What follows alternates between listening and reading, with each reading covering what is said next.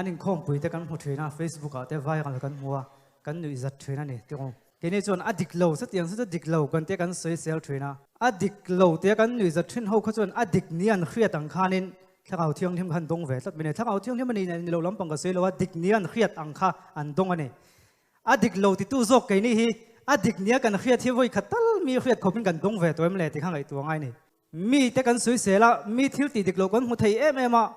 a sui sel tu adik lo ti va khil tu ni lavin kan thil ti hi mi hem min lo sui sel ve se adik le dik lo te hi mi lo te ve se chumi hun chu kha le lom to tu ma lai in khom pui thrin lai chon an sia kam pi da putan in khom pui zana hianin anin kham lo lu tu kan lunga lenga an tlei wak thok thok thiran tu anin ngai thei em me chon chueng wanga kan ti chon tun lai ngai ning kalpona ala ul sam lova en ti ga kan in hula don ti profit lo anin ngai em mai ni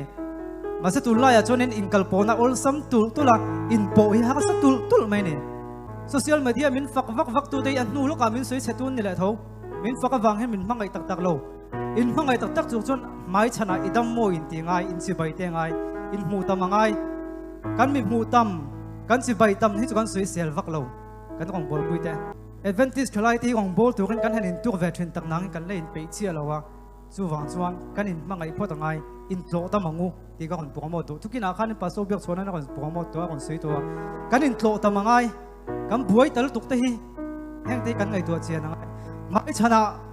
kum khata hian voi li tal mai chana idam mo in ti theilang chon tu na he kan in mangai nge nge yang program ko pui to vam pan khangai lo in ti to chu idam mo in ti khane mai chana ilo dam thin mo in ti kha tok chia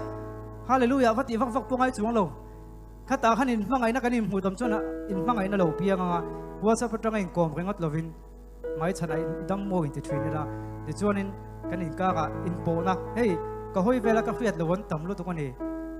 in khom pui om le hun chon mel fiat teu vek ni diang kan tum don ani nang ni pon chu chu tum ve ko in khom pui palai lo kal te ka mel fiat so chu chu tami ko fan chu dia kan in soi chat chat thei hona chu hong kan bol ho theyang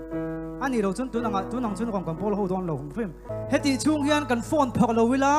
status tu story tu ti kwal vel hangai lo ani oh don't to request ka siam don thakau thiang himin na kan tho don chuan ka status tu ka story tu ti buai pui phan ani lo in suan vana tang min kon ho official ta lan om bok